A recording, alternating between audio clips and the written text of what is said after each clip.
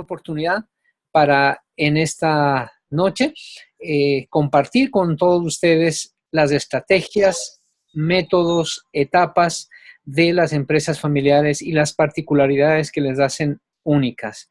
El reto de las empresas familiares es justamente sobrevivir y trascender a la siguiente generación. Y eso es lo que vamos a conversar el día de hoy con Cristian Pérez Reyes. Él es presidente, fundador de Pérez, Pérez Reyes Consulting de Asunción, Paraguay. Él es consultor internacional en empresas en Brasil, Argentina, Paraguay e incluso Estados Unidos. También ha estado por Ecuador asesorando empresarios, sobre todo de empresas familiares. Así que te damos gracias a Cristian, gracias por dar tiempo en tu agenda y sabemos que tu participación va a ser sin duda alguna muy, muy importante. Así que bienvenido, Cristian, te escuchamos. Bien, muchas gracias, Julio. Mis respetos y saludos a todos los que están prendidos aquí, los que nos están escuchando. Le pido a Dios que resuelva los problemas del señor Luis Montilva, que no está teniendo buen sonido, no lo está haciendo, pero espero darles en este tiempo una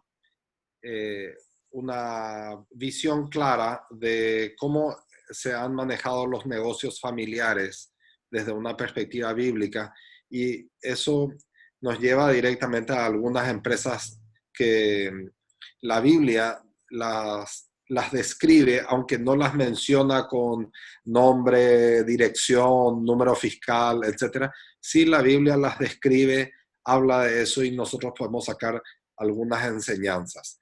Para hablar de empresas familiares hay literatura muy amplia, muy numerosa, muy variada, hay expertos de todo tipo, pero para hablar de empresas familiares desde un modelo bíblico, evidentemente hay un montón de espacio y de vacío que falta llenar. Ni siquiera hay libros escritos al respecto. Tienen que saber ustedes que las empresas familiares, desde una perspectiva bíblica, no cuentan ni siquiera con una literatura. A pesar de que hay muchos consultores y muchos expertos en esto, es muy difícil encontrar algo que transmita una teología o que transmita directamente principios bíblicos sobre la aplicación de la empresa familiar.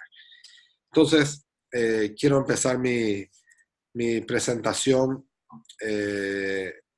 Para eso me devolves la pantalla, Julio. No sé si voy directamente al PowerPoint. Aquí está. Sí, directamente. Ahí estamos ya listos con la presentación. Ya lo veo. Bueno, esta presentación arranca, o la metodología que estoy aplicando es la de describir unas 4 o 5 empresas que figuran en el Antiguo Testamento.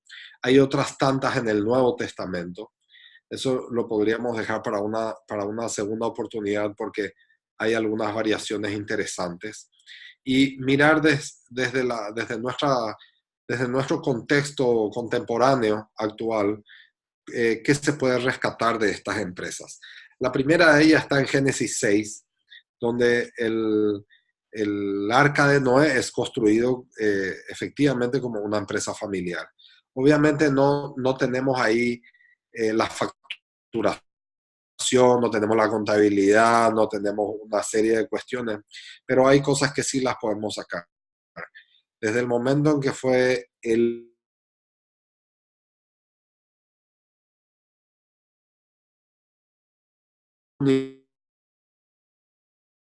de Noé, un poco de huerta y lo que ellos hacían para sobrevivir o para vivir, este fue un emprendimiento familiar como que tuvo el mandato de Dios como eje principal.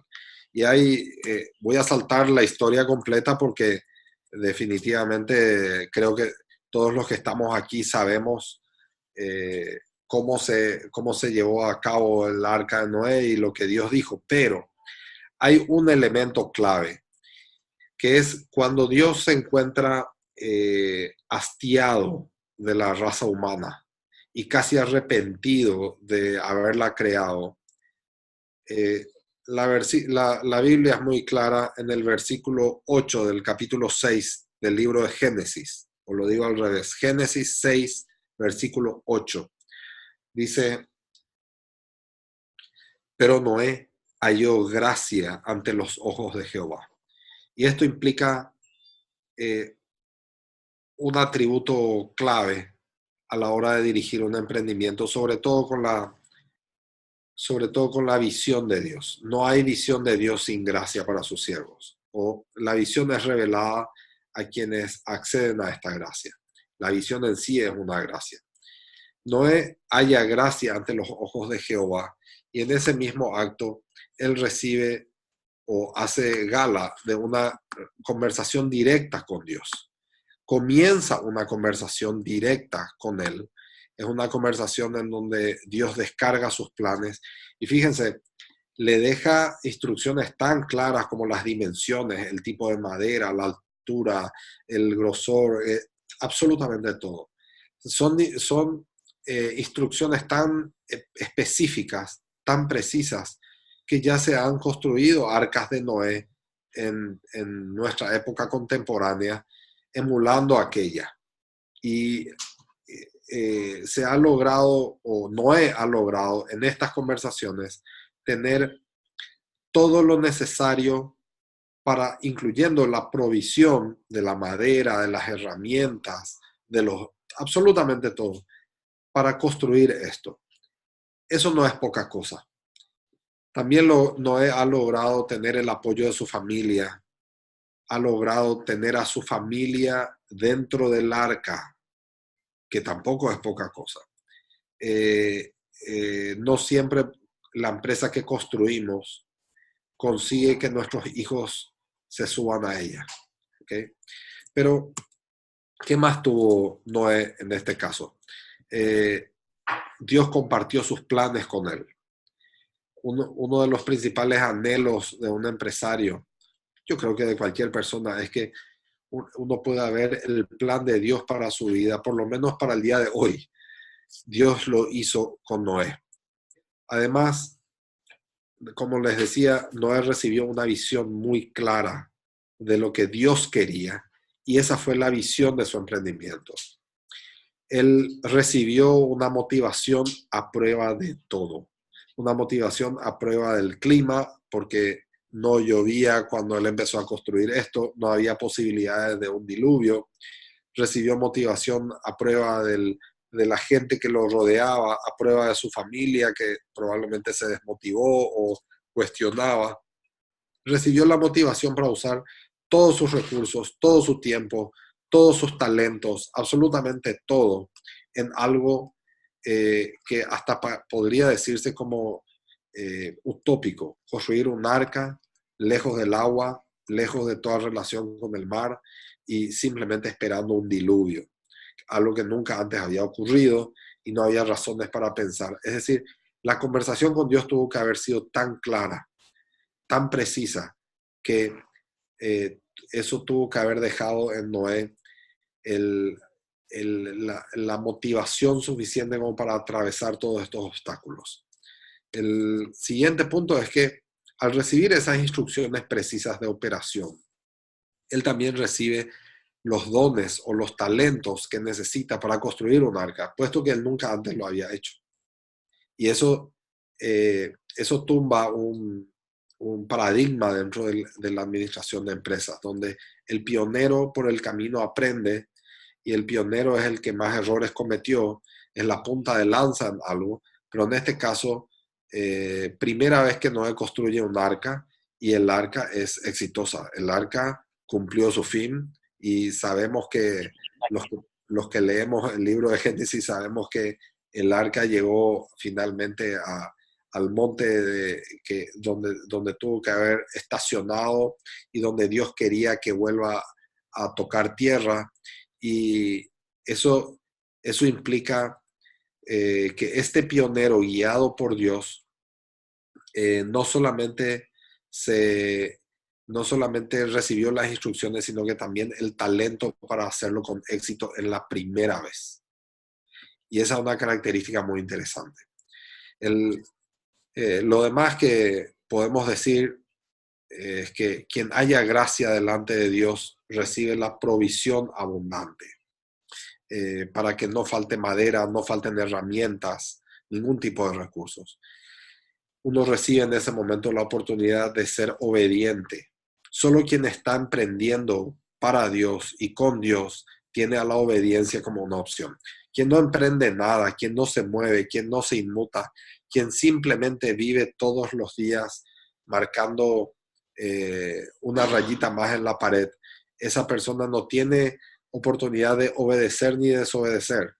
De hecho, la inacción en sí es una desobediencia. Pero cuando Dios te haya el obediente y cuando Dios te pone en el centro de sus planes, te da más oportunidades de obediencia. Y sabemos que la obediencia es bendición. La obediencia trae consigo todas las demás cosas que vienen con la bendición. ¿Okay? El que haya gracia delante de Dios también recibe autoridad sobre toda la creación. Porque fíjense que animales salvajes formaron fila, subieron a una rampa, se estacionaron en un arca que estaba completamente fuera de su entorno, de su hábitat. Y yo me imagino que meter una jirafa, un elefante, no sé qué tipo de animales más raros habrán habido en aquella época y tal vez están extintos hoy, pero meter todo eso dentro de un arca implica un talento de maestro de animales que él no lo tenía. Y creo que nunca recibió ese talento. Lo que sí recibió fue la autoridad para mandar y que la bestia obedezca y entre al arca. Que la bestia venga de muy lejos o de muy cerca, que deje su hábitat, abandone su entorno seguro y entre al arca. Eso también habla de una sintonía entre la autoridad que Dios pone en Noé y cómo Dios toca el corazón y el instinto de estos animales y los programa para que ellos deambulen por la tierra hasta llegar al arca de Noé. Es realmente algo muy impresionante. Pero al tener gracia delante de Dios, recibimos un pacto de Dios. Y el pacto es con el siervo y con la familia. Ese pacto es el que es el seguro de vida, es el seguro de todas nuestras pertenencias, es el seguro de éxito. Si nosotros vamos a una compañía de seguros y contratamos todos los seguros posibles, no hay un solo seguro que garantice el éxito. Tampoco hay seguro contra el fracaso. Lo más parecido podría ser el seguro de desempleo. Se puede parecer a un seguro contra el fracaso. Pero cuando tenemos un pacto con Dios, lo que tenemos es un seguro de éxito. El que cumple el pacto verá el resultado positivo del emprendimiento que lo hizo con Dios. No es poca cosa. Pero de ahí podemos pasar a otra empresa. Y fíjense, por favor, la experiencia de Abraham y Lot. Ellos eran granjeros, ellos eran ganaderos, ellos eran desarrolladores agrícolas. Lo que hoy podría decirse como un desarrollador agroganadero, de aquellos que ven un campo donde no hay nada y lo convierten en algo que luego se convierte en una empresa exitosa. La Biblia habla claramente de la cantidad de ganado, de la cantidad, de la diversidad de ganado, de la cantidad de tierras que Dios puso a disposición de Abraham y Lot. En un momento dado, ellos llegan a la conclusión de que las diferencias entre ambas familias los llevaba a una inevitable separación, en donde Abraham juega una condición de hombre generoso, de hombre mayor, y le da la opción a Lot de elegir. Y hay mucho que decir ahí, así que vamos a ir por partes. En primer lugar, quien escucha la voz de Dios y hace el esfuerzo por obedecer, recibe abundancia y prosperidad. Y me estoy refiriendo a ambos, a Abraham y a Lot. Ellos escucharon, abandonaron su tierra, se trasladaron a la que Dios les indicó, marcaron sus territorios y llevaron sus manadas, llevaron sus familias y les fue bien. Escuchó la voz de Dios, obedeció y recibió la bendición. Cuando finalmente ellos se encuentran en diferencias irreconciliables entre las dos familias, sacamos un aprendizaje que debe ser muy, muy bien digerido por las familias de empresarios que tenemos en Latinoamérica. Cuando las diferencias familiares, las discusiones muchas veces indican que la familia debe permanecer unida, pero con empresas diferentes. Muchas veces los padres se empecinan en mantener a sus hijos unidos dentro de una misma empresa. Y es un deseo positivo, es un deseo encomiable. ¿Quién podría decirles nada en contra de eso? Pero muchas veces los hijos, los sobrinos, los yernos tienen que emprender un camino diferente porque Dios tiene un plan de formación para ellos fuera del seno familiar. Y eso no significa que se divide la familia, significa que se abre una nueva empresa o que se multiplican las empresas. Y Dios puede volver a unirlas en cualquier momento. Pero hay que saber entender y comprender los tiempos de Dios para ese tipo de situaciones. Si bien hubo separación física, Abraham nunca cedió su amor por Lot. Debieron separar sus negocios, pero no la familia. Tal es así que Abraham luego va y lo rescata. Y fue quien intercedió y fue quien lo protegió en oración. A pesar de que Lot eligió la mejor tierra y eligió la mejor parte, finalmente ellos nunca dejaron de ser familia. Y el encuentro de Abraham y Lot es memorable. Es algo que ellos pueden dejarlo claro en la Biblia como un reencuentro y una reconciliación que es digno de una película con el mejor presupuesto de Hollywood. La siguiente empresa ya viene un poco después, con Isaac, Rebeca, Esaú y Jacob, ¿verdad? Esta no es una empresa fácil, de nuevo una empresa familiar, agrícola, ganadera. Ellos plantan, ellos cazan, ellos siembran, cosechan, cazan, tienen animales. Y bueno, el patriarca Isaac manejaba todo absolutamente. Y como era parte de la tradición, había que bendecir al hijo, al primogénito. Y bueno, y aquí es donde vemos cuando acá ya hay vicios de empresas familiares contemporáneas, que esos vicios los vemos perfectamente reflejados en esta familia. Cuando Rebeca y Jacob dividen la familia y se convierten, claro, en Jacob en un hijo predilecto de Rebeca, Esaú un hijo predilecto de Isaac, por ser el primogénito nada más. Y empiezan los contubernios y empiezan las intrigas y el chisme y la desinformación. Y bueno, eso trae consigo una serie de consecuencias muy negativas. Fíjense que estamos hablando del origen del pueblo de Israel, en donde Jacob, que de por sí tiene un nombre que significa engaño, ¿verdad? Tiene una connotación tan negativa. Bueno, Jacob valora tanto la bendición del patriarca que es capaz de engañar a su hermano y de complementarse con su madre para crear una conspiración familiar, ¿verdad? No digo que la crea él, esto más bien viene de Rebeca inclusive, pero subrayemos primero lo bueno. La bendición del patriarca es la base de la autoestima de los hijos. Un padre que bendice es un padre que eleva la autoestima, que nutre la fuerza interior de sus hijos. Un padre que es capaz de establecer una bendición profética como la que en aquel entonces daban ellos, es normalmente el creador o el criador de hijos que lo van a suceder con éxito. Y efectivamente, ellos, eh, eh, ellos son ejemplo el poder de esa bendición. Un empresario que no bendice a sus hijos en todos los aspectos de sus vidas no puede sostener una familia unida ni sana. Lo normal sería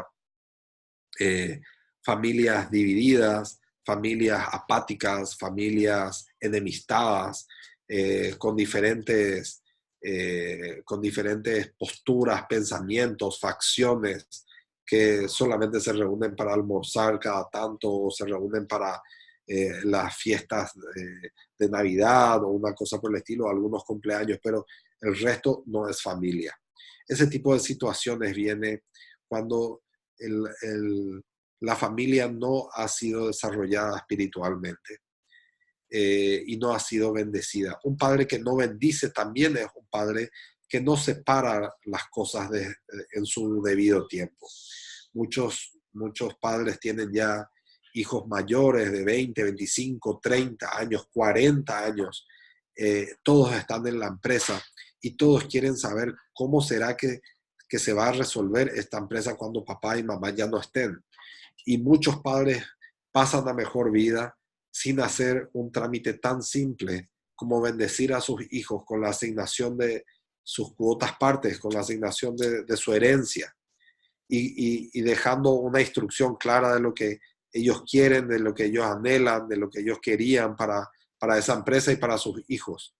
Cuando muchos padres, muchos empresarios latinoamericanos han partido a la presencia del Señor, dejando una estela de activos, pasivos y responsabilidades que no tienen responsables, donde todo estaba sobre sus hombros y de pronto todo queda en manos de abogados que tienen que hacer una sucesión.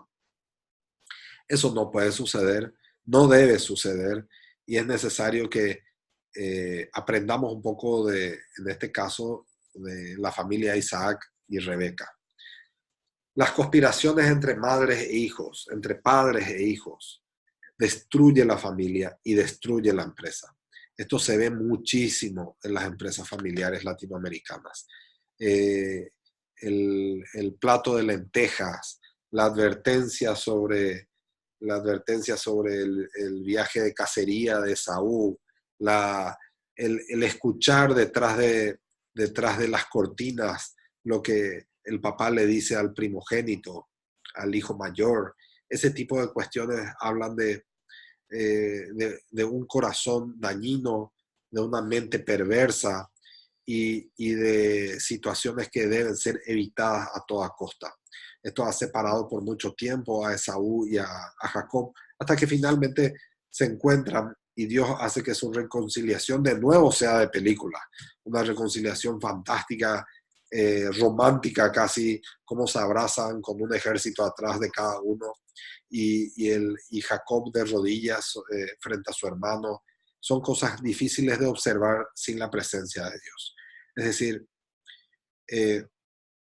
a pesar de que Dios no puede bendecir la conspiración y el pecado detrás de todo esto, sí Dios honró la bendición de Jacob sobre el hijo que no era el mayor. Y eso es digno de ser analizado. Cómo Dios aún así honra el poder que concedió a su siervo Isaac. Eso da muestras de que la palabra de Dios es invariable, es inviolable, es rigurosa. Bueno, en el fondo vemos los beneficios de eso para Jacob, ya que recibe una bendición inmerecida. El siguiente punto muy interesante que podemos aprender es que la empresa familiar se construye sobre una familia fuerte, unida y ungida. Fuerte, unida y ungida. Cuando la familia es débil, es momento de fortalecer la familia y no de iniciar una empresa. Una familia débil normalmente construye empresas divididas, raquíticas, y hace infelices no solamente a los miembros de la familia, sino a las personas que trabajan de la empresa. Primero familia fuerte, luego empresa. Si ya tenemos la empresa, y muchas veces se llega a construir grandes empresas con familias débiles.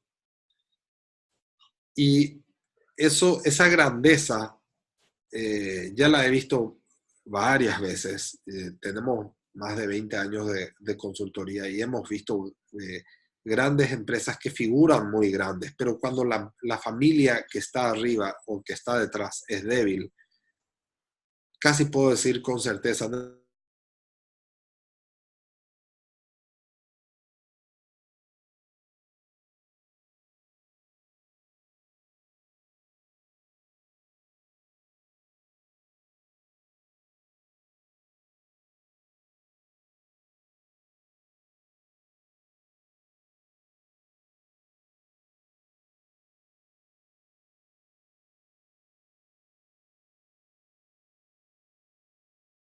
abogado, pero esta clase de litigios. Y cuando tenemos que empezar a mirar los contratos para ver cómo separamos las cosas entre hermanos, estamos ya en problemas. Es necesario fortalecer, unir y ungir a la empresa familiar, a la familia primero. Pero si el verdadero amor es instalado en los hijos, todos los conflictos pueden resolverse. No me refiero al amor de una mamá, ni al amor de un papá, ni al amor entre hermanos, ni de padre ahí. Estoy hablando del amor genuino que Dios derrama sobre sus hijos. Porque ese es el amor que permite, que viene con los dones de la reconciliación, de la unidad, de la fuerza, de la comunión de objetivos. El amor de un papá o de una mamá hacia sus hijos es un amor protector, es un amor filios, es un amor que tiene sus vicios por tal motivo, pero el amor de Dios es un amor perfecto, es un amor que no tiene discusión alguna y es el amor que le permite al mismo Jacob arrodillarse delante de su hermano Esaú, pero también es el amor que le permite a Esaú, con todo su ejército y con la razón de su lado, pararse frente a su hermano que está de rodillas y de pedirle que se levante y abrazarlo y pedirse perdón mutuamente. Eso no ocurre con el amor de padre e hijo, eso ocurre con el amor de Dios. ¿Okay? Y cuando finalmente Esaú ve a la familia de Jacob y dice, ¿quiénes son esos? Y Jacob le dice, nuestro Señor, nuestro Dios ha bendecido a su siervo. Y Esaú se llena los ojos de lágrimas porque ve a sus sobrinos, a los hijos de su hermano, ve a la esposa y siente el corazón arder por amor. Ese amor es el principal recurso en la fabricación de una empresa. Cuando no hay, no es momento de emprender, al menos no en familia. Y de ahí pasamos a la siguiente generación. Fíjense que estamos hablando ya de una familia de 3 generaciones, ¿okay? De Abraham a Isaac, de Isaac a Jacob. Ahora entramos a la empresa de Jacob y sus hijos. Esta sí que es una empresa complicada. Fíjense que de aquí ya estamos hablando del inicio del pueblo de Israel y vemos cómo Jacob y sus hijos él tiene hijos con múltiples esposas. Esto también es muy contemporáneo. Hoy nosotros tenemos empresarios cristianos que vienen de un segundo o tercer matrimonio y tenemos la famosa, casi simpática situación donde están mis hijos, sus hijos y nuestros hijos, ¿verdad? Bueno, un caso muy parecido tenía Jacob con sus hijos, ya que de cada esposa tenía hijos y todos ellos trabajaban en la empresa familiar, trabajaban en la chacra, digamos, en la granja, con los animales, con las plantaciones. Y en medio de todos esos hijos, Jacob comete el mismo error que cometió Rebeca, su mamá. Él, parece mentira, pero ambos, él y su esposa, dan un tratamiento muy especial a un hijo en particular que se llama José. Y bueno, esos tratamientos especiales no son bien vistos ni en la familia, ni en la empresa, mucho menos en la empresa familiar. Cuando tenemos tratamientos especiales, cómo impedir que surja el rencor, la envidia, el disenso, la división, hermanos de primera clase y de segunda clase, y empiezan todos los contubernios. Fíjense que Jacob sufre de la misma conspiración que Rebeca y él habían tenido en su momento, ¿verdad? Donde él fue el beneficiario. Pero en este caso hay una conspiración entre hermanos que hace que Jacob pierda a su hijo amado, que pierda al hijo que más quería, al que más cuidaba, al que no le dio ni siquiera tareas, ni trabajo, ni nada. Lo pierde porque prácticamente lo declaran muerto. Y él lo tuvo en su mente y en su corazón, él lo tuvo muerto y de la peor manera, atacado por animales salvajes, porque esa fue la información con la que él se quedó. Pero, ¿qué ocurre? El, el gran creador de todo esto es la predilección de los hijos. No pueden haber hijos predilectos, y mucho menos en una empresa. Aquel famoso, aquella famosa prenda de vestir multicolor que indicaba que José no iba a trabajar, es una afrenta para los hijos. El hecho de que José además, ya creo yo, mal alimentado, mal criado dentro de esta predilección, se sienta con sus hermanos de una manera ingenua, absolutamente descuidada, imprudente, y les cuenta el sueño donde él se convierte en una figura superior a la de sus hermanos. Eso ya no fue otra cosa más que la gota que colmó el vaso. Y colmó tanto el vaso que hasta el mismo Jacob se sienta con José y le dice, ¿qué es eso de andar diciendo estas cosas a tus hermanos? ¿Acaso tus hermanos y yo te serviremos y nos postraremos ante ti? Y por supuesto que cayó muy mal, y por supuesto que eso es algo que tuvo que haber sido callado o tuvo que haber sido manejado con más prudencia, con más sabiduría. Y José pagó el precio de su ingenuidad, pagó el precio muy caro de no ser, de haber sido el hijo predilecto, de no haber, de no haber trabajado en la empresa con sus hermanos. Y el precio que pagó fue toda una escuela de sufrimiento, donde hoy podemos tomar de nuevo lo mejor de eso y vemos cómo tuvo paciencia, cómo no tuvo rencor, cómo se mantuvo en su fe, se mantuvo firme con Dios, perfecto, eso es real. Pero también él pagó el precio de la malcrianza y lo pagó muy caro. Esto mismo se ve en varios pasajes de la Biblia, pero uno de ellos muy interesante es cuando el pueblo de Israel decide cruzar, no decide, Dios da la instrucción de que el pueblo de Israel cruce el río Jordán y pase a la tierra prometida. En ese momento sucede algo muy interesante. Los niños que no fueron circuncidados en el desierto y nacieron en el desierto y luego de 40 años ya eran adultos y tenían que pasar a la tierra prometida, Dios dijo, no, no, no, no.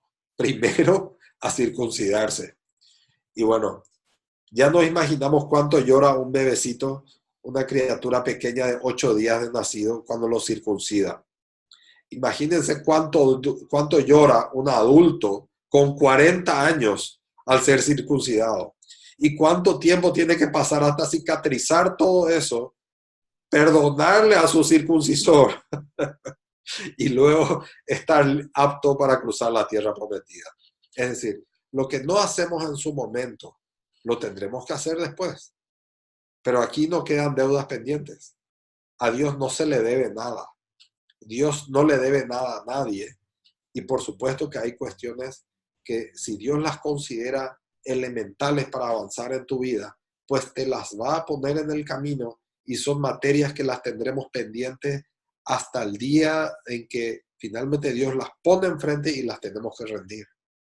Y así como fue con la circuncisión, también lo fue para José en aquella cisterna donde, o mejor dicho, en aquel linchamiento de sus hermanos, para luego ser arrojado a una cisterna, para luego ser tomado por esclavo en una caravana, para luego caer en manos de una mujer adúltera, aún yéndole muy bien como esclavo.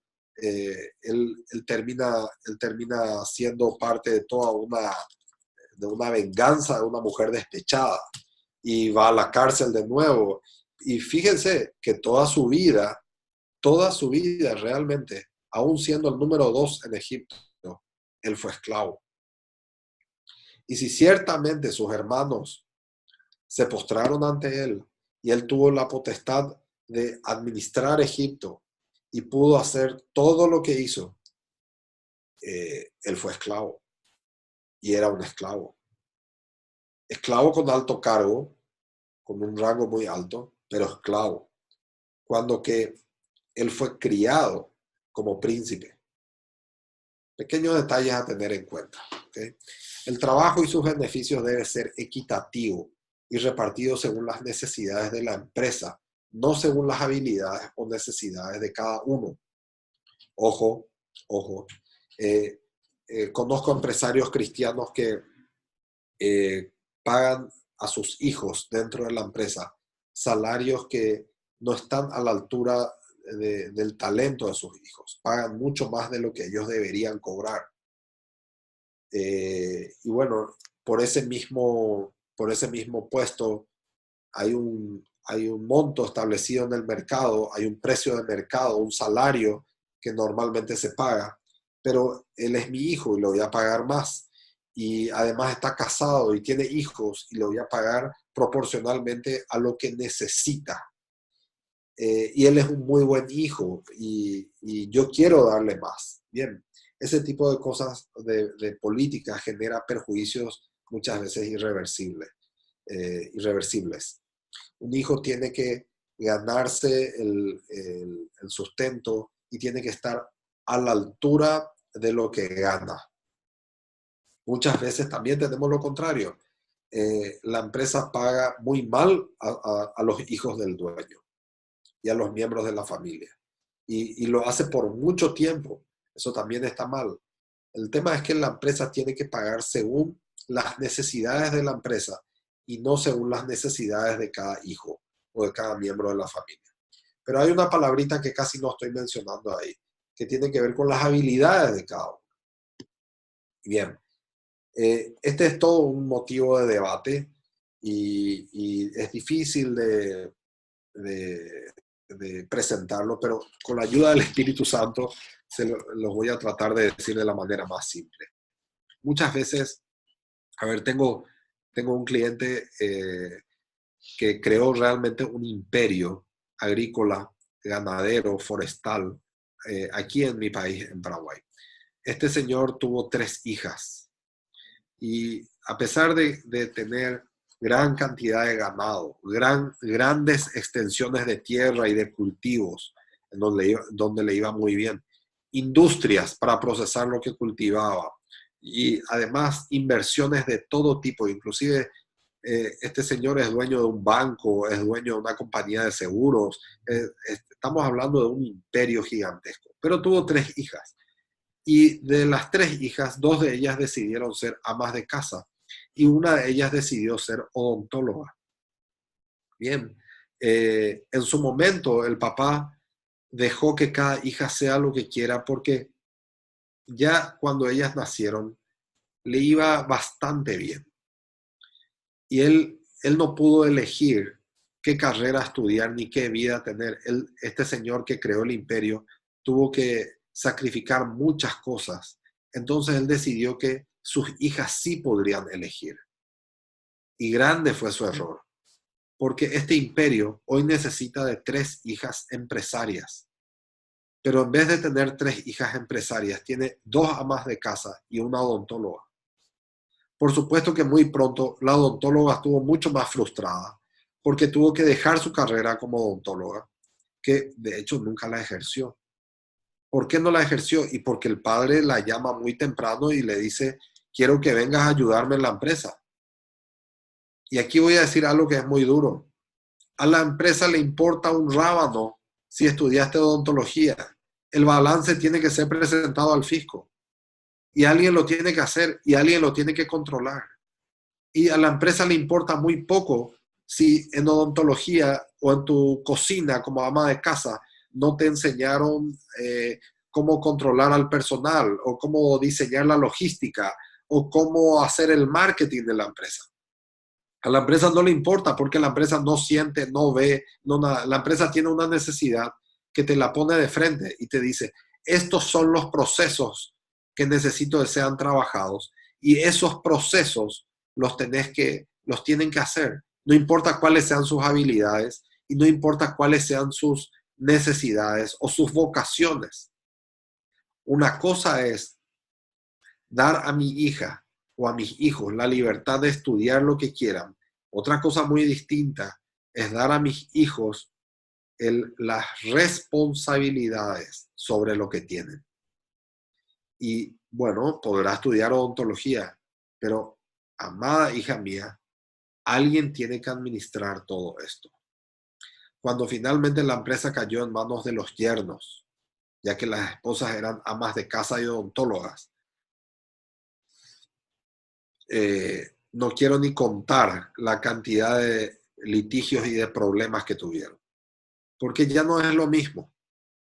Y cuando los yernos comenzaron a jugar a empresarios, el padre se arrepintió tremendamente de no haber instruido a sus hijas con responsabilidades académicas para que puedan por lo menos educarse para poder asumir las responsabilidades o la herencia que él le estaba dejando. Ese tipo de cuestiones hay que tenerlas, tratarlas con mucho cuidado.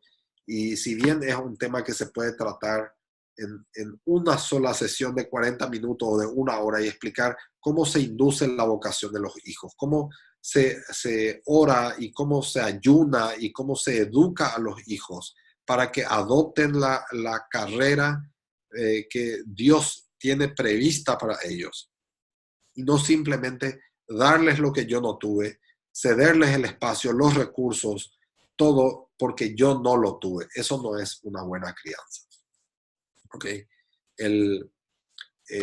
Podemos pasar a mirar otra empresa familiar, pero en este caso ya es un ministerio cristiano, que es el ministerio de Elías y de Eliseo. Esto ocurre mucho en las iglesias cristianas, donde el pastor principal tiene un hijo y ese hijo de alguna forma va tomando también la posta del ministerio. Y bueno, todos conocemos la historia de Elías y Eliseo, pero hay algunos detalles que espero ser fresco en esto y no redundar. La sucesión no es sobre bienes ni responsabilidades. Si bien Elías solamente deja un manto a Eliseo, Elías no le dejó la casa, no le dejó los diezmos de la congregación, no le dejó el cargo, ¿ok? Lo que le dejó Elías fue la unción.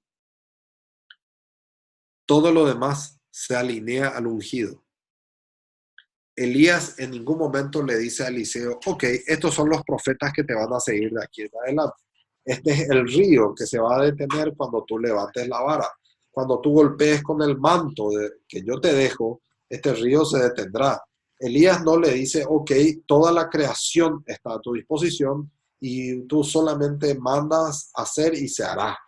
Nada de eso. Elías le da una prueba, le dice que lo siga y tiene un breve diálogo con Eliseo. Eliseo le pone sus condiciones, quiere verlo partir y Elías no se puede despojar de Eliseo, pero finalmente lo que le sucede, o sea, el proceso de sucesión no es sobre bienes, no es sobre nombre, no es es sobre la unción. Y eso es lo que un empresario tiene que buscar transmitir a sus hijos. Ungirlos, bendecirlos y transferirles el poder espiritual que él ha desarrollado. Eso es lo más difícil. Y esa es la base de todo. Fíjense, una vez que Eliseo toma la unción de Elías y vuelve con todo ese séquito de testigos profetas que estaban del otro lado del río, él necesita hacer algo muy interesante. Él necesita demostrar que la unción está con él. El resto es historia. No pueden haber dos Elías. Una vez que se transfiere la unción, Elías desaparece y Eliseo se convierte en el nuevo ungido, pero hay que demostrar que él es el nuevo ungido. Eso no puede ser solo de tarjetas de negocios, una tarjeta que dice Eliseo, el nuevo ungido. Nada, que no funciona así. La unción, ¿cómo se muestra? Debe mostrar su poder, su autoridad, su amor y su unción. ¿Con qué? Golpeando el manto, partiendo el río en dos.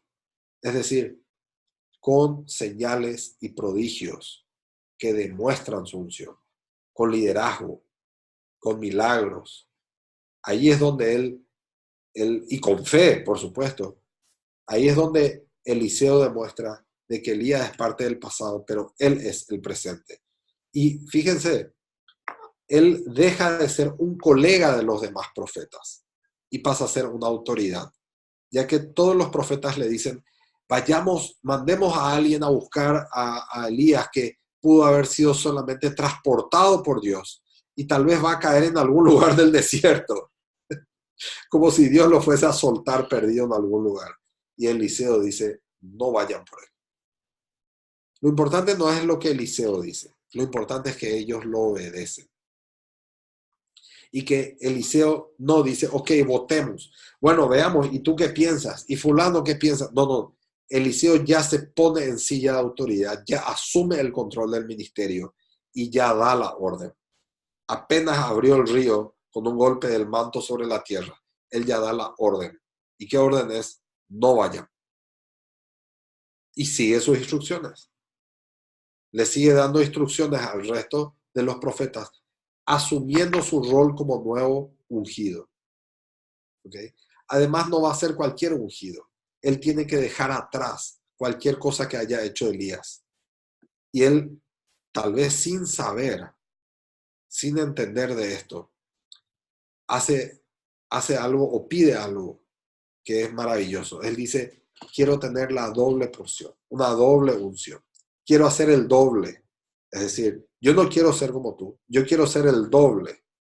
Quiero ser 2 veces Elías. Wow. Eso es fantástico porque eso hace que él deje de vivir bajo la sombra de Elías. Y él persigue sus propias metas, sus propios objetivos. Él persigue su propia versión y su propia visión de lo que va del futuro. Y nadie más queda al pendiente de, y bueno, en tiempos de Elías se hacían más milagros. En tiempos de Elías, yo recuerdo que no, nada de eso. Eliseo toma marca un nuevo récord. Pero él sabía que si veía partir a Elías, si recibía el manto, si se abrió el río, si el resto de los profetas le obedecían, si él se mantenía en santidad, y a medida que iban aconteciendo los milagros y los prodigios, las señales, efectivamente se estaba cumpliendo su pedido de recibir el doble de unción como él había pedido. Yo no sé si él contó sus milagros, pero tampoco sé si él se enteró de que ya de muerto seguía haciendo milagros, pero cuando le tiran esos muertos encima de su cuerpo y esos resucitan y todo eso empieza a ocurrir como el milagro que marca el doble de milagros, efectivamente habla de que él sabía lo que estaba viviendo y tenía fe en eso. Eso realmente es fantástico. Pero hay mucho más que aprender de todas estas empresas. Como les dije, en el Nuevo Testamento hay otras tantas las podemos revisar en algún momento en una siguiente ocasión y hay muchísimo que aprender de ellas. Yo no quise enfocarme en darles una lista de tips o un entrenamiento basado en lo que ya podemos encontrar en otros libros que no tienen ningún contexto teológico. Pero sí me enfoqué en darles a ustedes un contexto bíblico para asimilar la vocación que Dios pone en las familias de empresarios. Y fíjense en esto. El primer paso se da cuando el hijo tiene edad de ser siervo. Y la posición de siervo es algo que uno se gana ya ayudando al papá cuando cocina los domingos, ayudando a la mamá, Los hijos tienen que servir en la casa, servir en la calle, servir en la sociedad. Los hijos tienen que demostrar su postura de siervo. Pero una vez que tienen edad y pueden pasar a integrar la empresa familiar, ellos no pueden entrar de gerentes, de directores, ellos entran como siervos. Y eso se tiene que hacer a la edad de un siervo, 18 años, 20 años. Entonces ellos tienen, preferentemente mientras estudian en la universidad, tienen que trabajar en el tiempo disponible en la empresa del padre o de los padres. ¿Okay? Una vez que han pasado por los diferentes departamentos de la empresa o diferentes funciones, ellos tienen que sentarse al lado de quien toma las decisiones en la empresa. El papá, la mamá, el hermano mayor, el gerente general, y él tiene que ser testigo de cómo se resuelven los problemas. Tiene que ser testigo de cierto tipo de problemas, ni muy complejos, ni muy playos, ni muy simples. Tienen que ser problemas que estén a la altura de su madurez como hijo. Y él tiene que ver cómo su papá piensa, cómo decide, cómo su papá y su mamá discuten, cómo planifican, cómo estructuran, qué criterios utilizan para contratar, para despedir, para comprar, para vender, para poner precios, para cobrar. Él tiene que ver a sus padres y tiene que ver a los líderes de la empresa. Y esa es su postura de testigo. Una vez que vio y vio y vio, él pasa a practicar. Y se le puede dar cierto tipo de análisis para ver, por ejemplo, ciertas entrevistas a personas que se van a contratar. Y ahí el hijo que fue testigo, ahora él practica y él entrevista a un nuevo candidato para un puesto. Entonces su papá después lo puede preguntar y decir, a ver, ¿qué viste en él? ¿Por qué lo contrataríamos? ¿Por qué no? Ese es el rol de practicante. Y eso lo puede hacer en diferentes departamentos.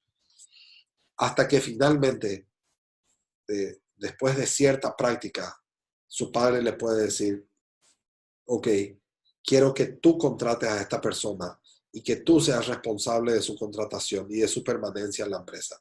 Y si al terminar el periodo de prueba, él no termina haciendo una mala decisión, perfecto, habrás aprendido cómo se contrata mal, habrás aprendido de ciertos errores. Y a eso se le llama en la etapa del principiante. Él recién está ensayando a asumir nuevas responsabilidades y se está convirtiendo en una persona con cierta autonomía, en un ejecutivo con cierta autonomía.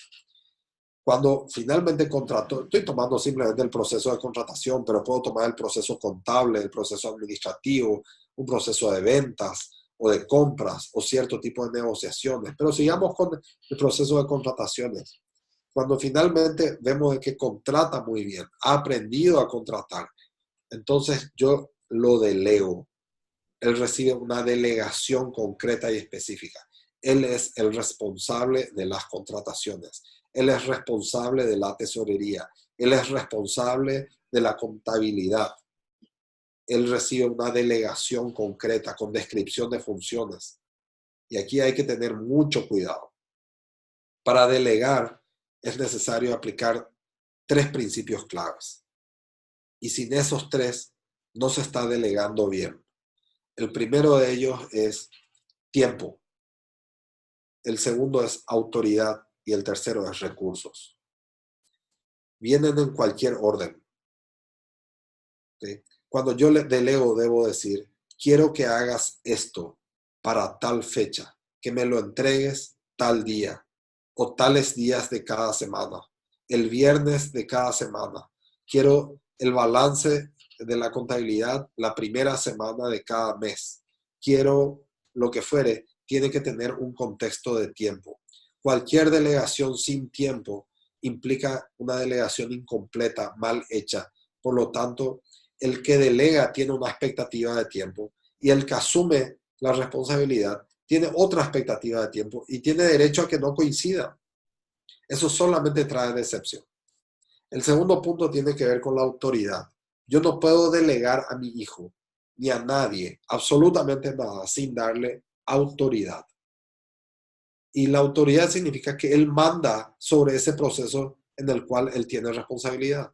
Si yo le delego el depósito de mercaderías a cualquier persona, no solo a mi hijo, en ese depósito manda él. Nadie entra si él no autoriza, nadie sale si él no autoriza. Si alguien entra y sale, él controla, él verifica, porque él es el responsable de ese inventario. Entonces yo no puedo delegar algo a alguien y luego traspasar su autoridad como se me da la gana, porque sencillamente estoy delegando mal y estoy creando de nuevo una frustración. ¿Okay? Y la tercera característica de una buena delegación tiene que ver con los recursos. Vas a estar a cargo del depósito. Ok, ¿dónde está el depósito? Y tenés que construirlo, por Dios. Entonces no estoy a cargo del depósito, estoy a cargo de la construcción del depósito. Vas a estar a cargo de los recursos humanos de la empresa. Fantástico. ¿Y qué tengo? Y planillas Excel. Y bueno, ¿y cuántos empleados son? 300. Pero ¿y dónde está mi escritorio? Y no hay escritorio, vas a trabajar desde tu casa. Bueno, son tal vez situaciones muy extremas que las estoy planteando así, pero todos tenemos que asignar los recursos. Esto se ve muy bien en el libro de Nehemías. Cuando Nehemías va y presenta un pedido, una petición formal al rey, le dice: Su Majestad, yo estoy en problemas, estoy llorando y yo sé que no debería estar así, esto hasta me puede costar la vida, pero mi pueblo está con las puertas en llamas y las murallas caídas y el enemigo acechando alrededor. Y bueno, ¿y qué quieres? Le dice el rey. Y él le dice: y bueno, quiero ir a ver a mi pueblo y quiero guiarlos para que reconstruyan las murallas. Eso no es poco tiempo. Reconstruir las murallas de Jerusalén no es poca cosa. Poner de acuerdo al pueblo para construir eso no es poca cosa. Entonces el rey le dice: bueno, tenés mi permiso.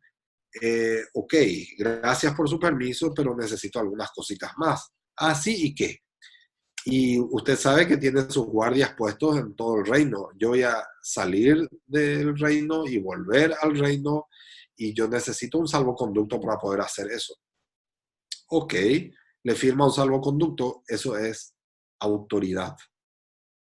Para salir, para entrar, para hacerlo con el permiso del rey. Luego, en ese mismo salvoconducto ya el rey dice: bueno, ¿y cuánto tiempo te va a tomar esto? Y el tiempo que me tome. Y le dio un año. El tiempo estaba claro. Y finalmente este hombre le dice: Su Majestad, por favor, no se olvide que yo soy un esclavo, no tengo un salario. Y tengo que comprar cemento Portland y tengo que comprar herramientas y tengo que llegar a mi pueblo con ciertos recursos para convencerles de que no solo traigo buenas ideas, también traigo ciertos recursos para poder hacer lo que necesitamos. Y de paso comprar una buena espada porque estamos amenazados por nuestros enemigos. Entonces el rey le da recursos económicos, le da protección, le da autoridad, le da tiempo. Y con esas tres cosas, él va a convencer a su pueblo de reconstruir las murallas. Todo el libro de Nehemías tiene además una serie de lecciones que podemos asimilarlas en otro pasaje de este tipo de cosas. Pero en el fondo, cuando yo delego algo a mis hijos, a mi esposa, a mi familia, a cualquier empleado, yo tengo que poder darle la autoridad, el tiempo y los recursos necesarios. Si no le doy la autoridad, merma la calidad de lo que delegué. Si no le doy el tiempo, siempre va a haber una frustración y una decepción. Si no le doy los recursos, no va a poder hacerlo en la medida en que yo deseo que lo haga. Y para las tres cosas, por favor, los empresarios no tienen que tener en cuenta su pasado. Porque todos dicen: mira, yo he hecho esto sin autoridad, sin tiempo y sin recursos. Y lo hice de la nada, por supuesto. Dios te ungió para eso. Te dio de alguna forma la habilidad para hacerlo. Tu hijo tiene otras habilidades. Tal vez lo pueda hacer. Tal vez tenga la misma unción de parte de Dios para hacer de nuevo de cero. Pero Dios no funciona así. Dios construye a los hijos parándose sobre los hombros de sus padres. Entonces, hacerles pasar por las mismas necesidades no siempre es lo correcto. Evitarles todas las necesidades por las que nosotros hemos pasado tampoco es lo correcto. Acá lo correcto es dar a cada circunstancia el tratamiento correcto y no aplicar eh, como leyes personales. Yo quiero darle a mi hijo todo aquello que yo nunca tuve. Yo quiero que mi hijo pase por lo que yo pasé. No, ese tipo de leyes que a veces las queremos aplicar a todas las circunstancias son más nocivas que otra cosa. A cada circunstancia hay que darle un tratamiento en oración, con la ayuda del Espíritu Santo y con el consenso entre padres muchas veces. Si es una empresa familiar, hay que saber mantener lo que se llama el consejo familiar, el consejo de empresarios. ¿Ok? Una vez que alguien es bien delegado y como delegado de algo asumió correctamente sus responsabilidades, puede llegar a ser el apoderado.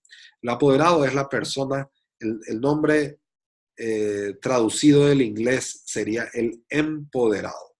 ¿Ok? Pero la palabra correcta en español es el apoderado, el hombre que tiene poder. Es el hombre que tiene confianza, la confianza del dueño, existiendo el dueño dentro de la organización. Un hijo, un hermano, una esposa es apoderada de la empresa o apoderado cuando el propietario está de vacaciones o está de viaje y dice, resuélvanlo con mi hijo.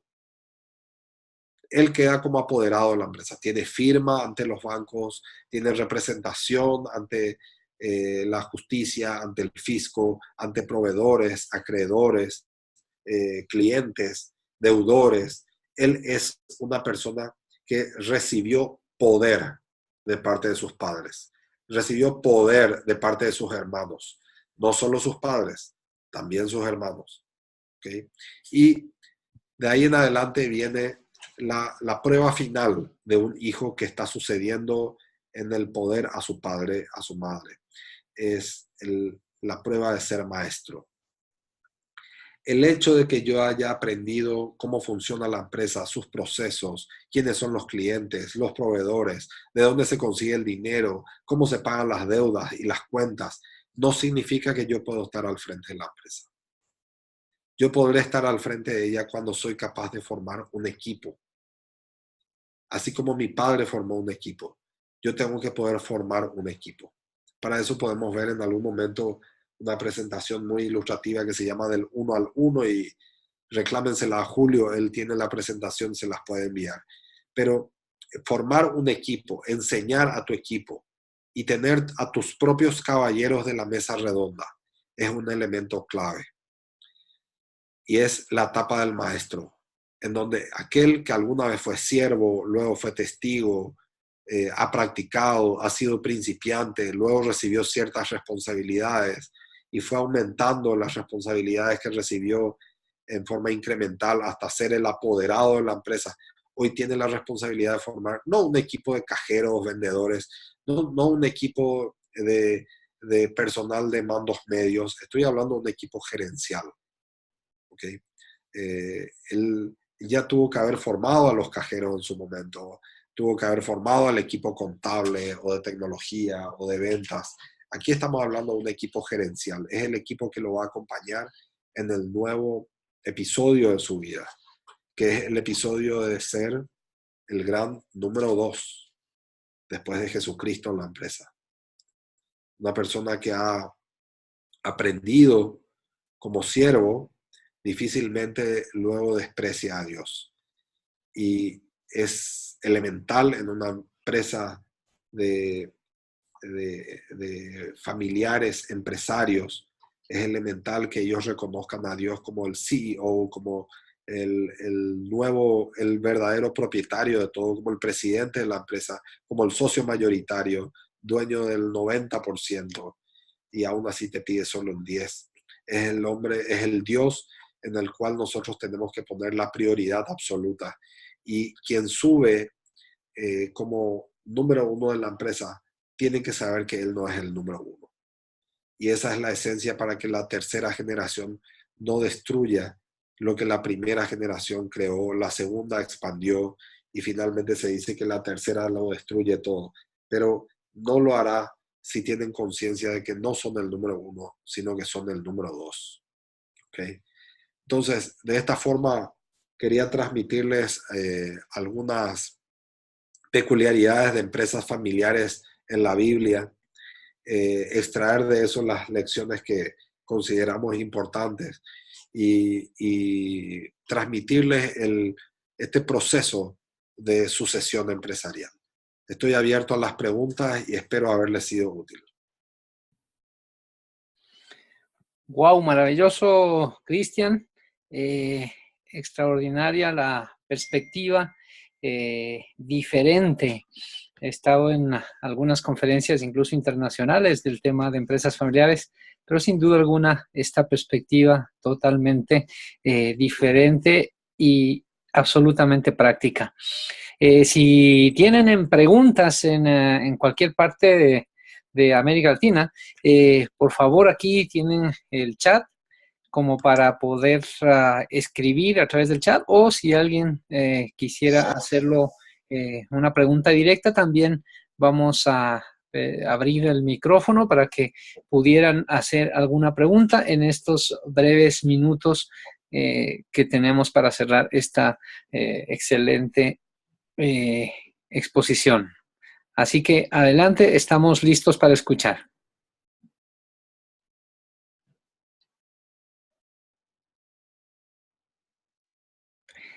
Mientras tanto, les recuerdo que esta presentación está siendo grabada y va a ser subida a la página web del cbmclatino.com en la sección de recursos, en donde tenemos algunos recursos como Inspiración para Liderar, como Monday Maná, Visión 2020. Son varios recursos que están listos para los empresarios que ustedes pueden acceder y además compartirlos. Así que ahí están listos. Muy bien. Entonces, quisiera, mientras tanto, para cerrar, comentarles acerca de justamente la Cumbre Trasciende 2018. Esta es una cumbre internacional que se va a desarrollar en aproximadamente 10 ciudades de Latinoamérica. Vamos a empezar el próximo 14 de septiembre en Valencia, 14 y 15 de septiembre. Luego en Mérida, un agradecimiento y felicitación al equipo de Mérida que han estado ahí reunidos, muy atentos, tremenda participación en Mérida, que vamos a estar el 21 y 22 en la Cumbre Trasciende 2018. Y luego saltaremos a Colombia por ahí al 16 de octubre, y luego estaremos en Quito, en Guayaquil y Machala en esa misma semana en Ecuador, y luego el día 20 de octubre en Lima, Perú. Y finalmente el mes de noviembre habrá varias cumbres también en varias ciudades de México. Así que queremos invitarles a que vayan reservando sus cupos para las cumbres Trasciende Negocios más Fe. Justamente diversos temas que vinculan la manera de hacer los negocios con la fe. Bien, si no hay más preguntas, quiero agradecer de manera muy especial a Cristian Pérez, siempre con una sabiduría de lo alto. Cristian, agradecemos mucho el tiempo que nos has concedido y el ser tan generoso con tu experiencia y conocimientos. Así que muchísimas gracias a todos ustedes por su participación. A ver si aquí hay una pregunta de Carlos Pantoja. Carlos nos pregunta, ¿qué sucede cuando la empresa se constituyó por socios hermanos y sus hijos ya crecieron y todos ya crecieron en edad y no se llevó a cabo estos pasos? Bien. Sí, es algo muy común, eso ocurre normalmente. Y bien, eso implica varias cosas. Asumo de que estos hijos están trabajando dentro de la empresa, es decir, hay primos y hermanos dentro de la empresa y no siempre tienen digamos, las posiciones o los salarios equitativos. Es todo un conflicto que muchas veces se da. Bien. Lo primero que hay que considerar es que los hijos, no importa cuáles sean las etapas en las que están, tienen que, si ya no fueron siervos, pues lo serán, así como pasó, mencioné el tema de la circuncisión y como mencioné el tema de José, hay que dejarle a Dios que los ponga al día en esas cuestiones, pero hay que aprender por lo menos, o hay que enseñarles por lo menos a ser buenos delegados. Ellos tienen que asumir posiciones gerenciales o posiciones de responsabilidad de manera incremental y hay que empezar a pagarles en función de esas responsabilidades. El hijo o el primo no tienen por qué ganar menos que los demás, ni más que los demás. Tienen que ganar un salario de mercado, ¿ok? Pero con responsabilidades incrementales, hasta que en algún momento se elegirá por oración, por unción, por designio de Dios, con la ayuda del Espíritu Santo, cuál va a ser la persona que mejor ha asumido esas responsabilidades para pasar a ser el apoderado y luego el número 2. Pero no importa cuál sea elegido, después vendrá otro primo, otro hermano que será apoderado mientras él es el número 2 y otros, los demás seguirán siendo delegados. ¿Okay? Eh, la pregunta da para mucho, pero creo que es lo que puedo resumir. ¿Okay? Hay otra pregunta además, Julio, de Gabriel García. Entre paréntesis, le mando un abrazo a mi querido Carlos Pantoja, que debe estar en Machala. Así que le mando un abrazo fuerte a él, a su familia entera. Saludos, Cristian. De verdad que me permito interrumpir un ratito y siempre muy oportuno, muy versátil y muy explícita y muy justo a tiempo tus charlas y verdad que la he disfrutado mucho. Y pues bueno, creo que mi familia no puede estar toda, pero estamos unos cuantos y creo que de pronto si conseguimos la grabación y programo para compartirla con ellos será una buena idea. Gracias de verdad siempre por tus conocimientos, son de mucha bendición. Un abrazo fuerte. Gracias, Carlos. Muchas gracias, Carlos. Aquí tenemos de Gabriel García desde República Dominicana. Están reunidos también ahí con un grupo también de venezolanos y nos pregunta, ¿qué consejo ofrece nuestro estimado ponente sobre la idea de entrenar a nuestros hijos a gerenciar nuestras empresas familiares y además permitirlos desarrollar sueños personales en términos de negocio y vocación? Es decir, que además de manejar la empresa, también puedan tener desarrollar sus propias vocaciones. ¿Okay? Y por supuesto que es válido siempre y cuando esas responsabilidades empresariales se lo permitan. Un padre tiene que saber diferenciar entre la profesión y la vocación. ¿Okay? La profesión es lo necesario, la vocación muchas veces coincide con la profesión. Y si se puede estudiar y desarrollarse profesionalmente dentro de la vocación, fantástico. Pero muchos de nosotros tuvimos que ser de la profesión que se nos requirió, porque el entorno necesitaba esa profesión, necesitaba un contador, un administrador, un importador, un gerente de comercio exterior, pero mi vocación realmente era con los animales. Bien, esa vocación de ser veterinario o de tener un refugio de animales, la tendré que convertir en un hobby, en un pasatiempo, en una colección o en una nueva empresa cuando yo tenga edad y tenga equipo formado para tener una siguiente empresa particular. De ahí es importante que el resto de la familia no traten de ser todos socios de todas las empresas, de todos los hijos y primos. Hay emprendimientos personales que hay que saber manejarlos. Y algunos pueden manejar 2, 3 o más emprendimientos al mismo tiempo. Hay que ver cuál es el contexto y qué tipo de capacidades tiene ese hijo para poder darles ese tipo de libertades.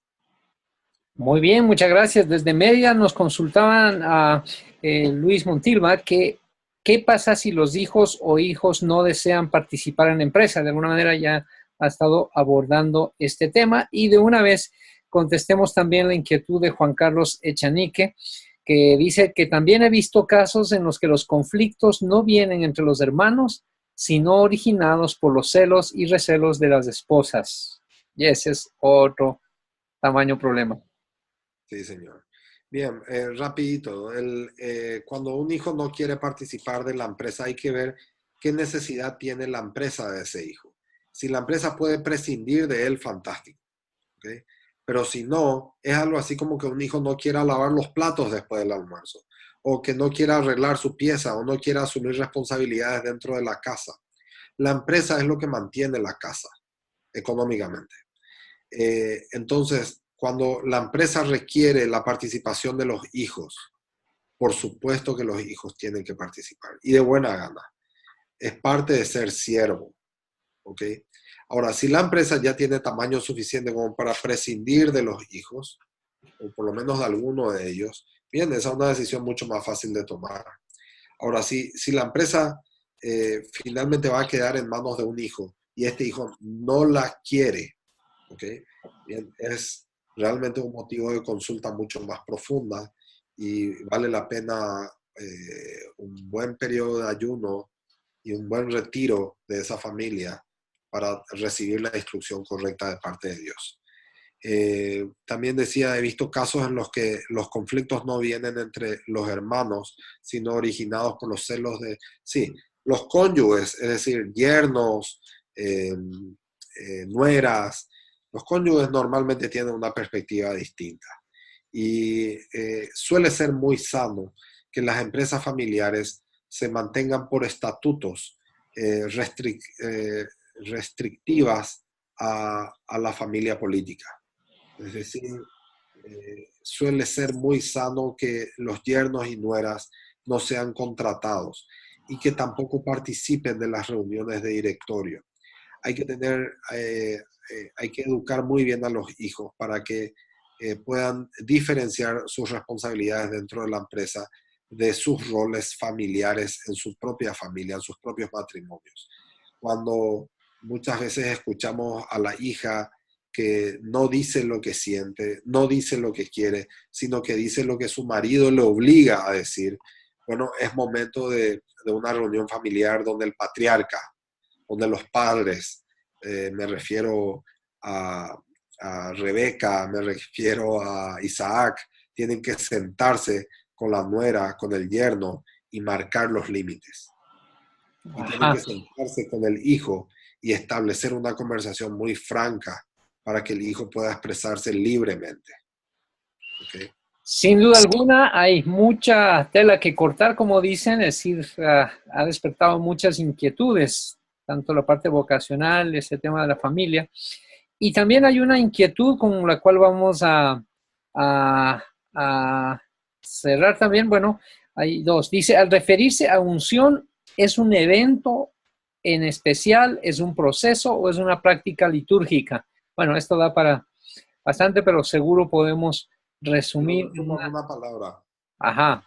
La unción de David muestra que es un proceso. La unción de Elías muestra que es un proceso. La unción de Eliseo muestra que es un proceso. La unción de Moisés muestra que es un proceso.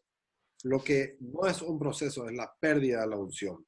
La pérdida de la unción se puede dar en una liturgia, como le pasó a Saúl, donde él decidió bendecir, donde él decidió tomar el lugar del profeta.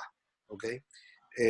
Y ocurre la pérdida de la unción, también ocurre en un evento especial, donde Moisés, en vez de hablarle a la roca, decidió golpear la roca. Y en un evento perdió él la voluntad de Dios de que cruce a la tierra prometida. Y el nuevo ungido sería el que cruce, no él. Y su unción llegó hasta el río. Vería la tierra prometida desde allí. ¿Okay? Entonces sí, es un proceso y la pérdida es un evento. ¿Okay? Es decir, hay que cuidar el proceso y no permitir eventos que destruyan la unción. ¡Qué bien! Y la tecnología nos permite estar simultáneamente en diversas ciudades del continente simultáneamente. Y tenemos aquí desde Guyana Portuguesa en Venezuela a Joe Gilbar. Y nos pregunta, ¿qué pasa si en empresa familiar solo un integrante es cristiano y el resto no? Una muy buena pregunta. Bien, con uno es suficiente. Solo se requiere de uno, ¿ok? Y Dios está ahí. A partir de ahí es un proceso de Dios con ese uno y de Dios con el resto. La empresa familiar es cristiana cuando tenemos un miembro cristiano, porque bendeciré a él y a su casa. Esa es la promesa que Dios nos dijo. Y serviré yo y mi casa. Y seremos salvos yo y mi casa. Entonces, eso sí, demanda más fe, demanda más perseverancia, demanda un testimonio, ojo, demanda un testimonio de vida que predica mucho más que mi boca, y demanda probablemente una postura muy sabia al momento de presentar a Dios, pero digamos, el Hijo de Dios, que además es hijo de hombre, en una familia donde nadie más es hijo de Dios, ¿ok? Ya es un pie de Dios sobre esa familia. Y eso hay que tomarlo como cabecera de playa para hacer cumplir todas las promesas que Dios tiene para el resto de nuestra familia. Y por supuesto en eso se involucra la empresa también. Excelente, excelente. Finalmente, pregunta Carlos, ¿quiere decir que puedo unir en un negocio con otros que no son creyentes? Bien. Bueno, ese es un clásico, ¿verdad? Tener socios que no son creyentes y que conflictúa con la vieja versión del yugo desigual y compañía, ¿verdad? Eso en realidad es muy discutible. Yo no quiero dar una respuesta taxativa, pero quiero que se enfoquen en esto. Leer el libro de Salomón, leer la vida de Salomón, donde vemos sus asociaciones con el rey de Tiro, donde el rey de Tiro ponía a los expertos en tallar la madera, y Salomón ponía la madera y ellos salieron a hacer negocios juntos y comerciaban juntos. Eso se constituyó en base a una sociedad entre un rey y otro, donde uno solo era hijo de Dios y el otro no. ¿Ok? Y ejemplos como esos se ven en varios pasajes de la Biblia, donde finalmente esas empresas fueron muy bendecidas. Ahora, una cosa es que uno sea hijo de Dios y el otro no. Otra cosa es cuáles son los principios que están rigiendo esa organización. ¿Rigen los principios de Dios o rigen un mix de ambos? Y ahí sí hay que tener cuidado. ¿Ok? No va a faltar alguien que me pregunte si la empresa diezma. Bueno, eso depende. No quiero conspirar contra la teología de ningún pastor aquí. La empresa no diezma, diezman las personas. Y uno de los recursos que me suelen pasar cuando se habla del tema del yugo desigual y compañía es que ¿cómo mi empresa va a diezmar si mi socio no cree en eso? Pues bien, la empresa no diezma, diezman las personas. Y tu diezmo y los diezmos de tus dividendos son suficientes, y tus primicias y tus ofrendas son suficientes para bendecir el resto de lo que no diezma. De hecho, el diezmo es indefectible. Si tu socio no diezma, indefectiblemente diezmará, dice la Biblia, ¿verdad? La palabra de Dios. Y eso es porque a alguien se lo va a dar. ¿Ok? Entonces, lo deseable es que estemos en el mismo sentir todos los socios, pero si no, eso no significa que la empresa no pueda ser bendecida por Dios.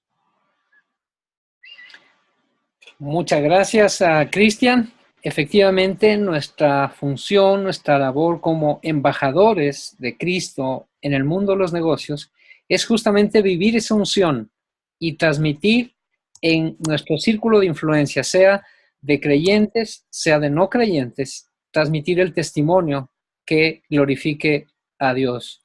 Así que muchísimas gracias a Cristian, muchísimas gracias a todos ustedes por su participación, gracias por todas estas inquietudes, estas preguntas, y pueden compartir todo esto que hemos aprendido. Ustedes lo van a tener disponible en la página www.cbmclatino.com para compartir también a sus amigos. Muchas gracias por sus saludos a todos. Gracias a toda la gente que en Venezuela, en México, Perú, Ecuador, Colombia, se han congregado en esta oportunidad. Y pronto nos vemos en Trasciende 2018. Alguien pedía que repitamos las fechas. En Valencia, 14 y 15 de septiembre. En Mérida, 21 y 22 de septiembre. Y en Bogotá, 15 de octubre. Quito, 16 de octubre. Guayaquil, 17 de octubre. Machala, 18 de octubre. Y terminamos en Lima, 20 de octubre. Y luego en México tendremos otra gira también el mes de noviembre. Muchísimas gracias. El Señor les bendiga ricamente. Un abrazo. Gracias, Cristian. Felicitaciones. Gracias. Un abrazo fuerte. Un abrazo para todos. Saludos ahí en Mérida. Saludos y un abrazo muy fuerte a mis amigos de Venezuela. Ahí está la heredera de CPR Consulting. Ahí está. La empresa familiar está aquí. Oiga, felicitaciones por esos hermosos niños. No veo al otro por ahí. El otro está en casa, yo estoy haciéndolo desde la oficina y aquí está Tamara, una bendición que algún día se las compartiré.